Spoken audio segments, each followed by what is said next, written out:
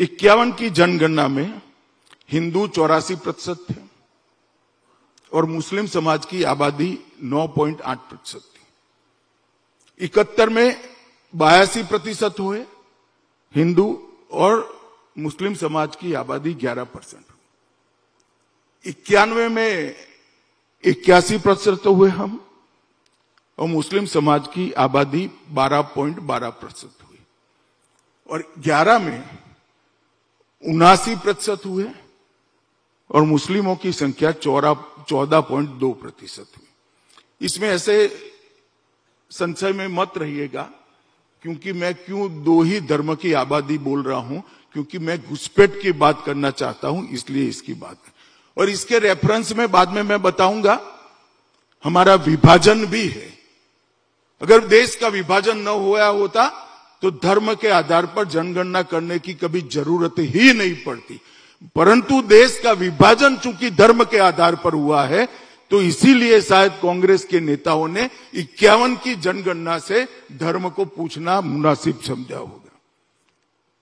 तो एक प्रकार से बहुत सारी गिरावट हुई है। मुस्लिम आबादी की बढ़ोतरी 24.6% के दर से हुई और हिंदू आबादी 4.5% कमी हुई।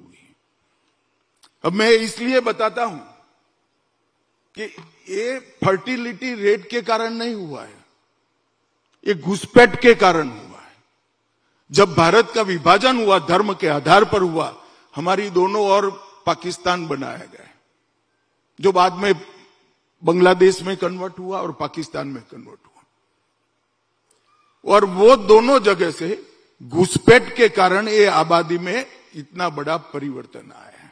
अब धर्म बचाने के लिए सिर्फ हिंदू नहीं आए, हिंदू भी आए, बौद्ध भी आए, सिख भी आए, क्रिश्चियन भी आए। तो हमने सबको नागरिकता देने का सीएए में प्रावधान किया है। अब एक डिमांड आती है तो बाकी घुसपैठिए कौन है? अब जिस पर धार्मिक प्रताड़ना नहीं हुई है और आर्थिक कारणों से या अन्य कारणों से देश में अवैध रूप से आना चाहते हैं, वो घुसपैठिए हैं। और फिर दुनिया में जिसको भी यहां आना है उसको आने दे, तो ये देश एक प्रकार से धर्मशाला बनकर रह जाएगा, हमारा देश चल नहीं पाएगा। हर एक को यहां आने की स्वतंत्रता नहीं है भाई। विभाजन के परिप्रेक्ष्य में जिनके साथ वहां अन्याय हुआ है वो यहां आए, स्वागत है।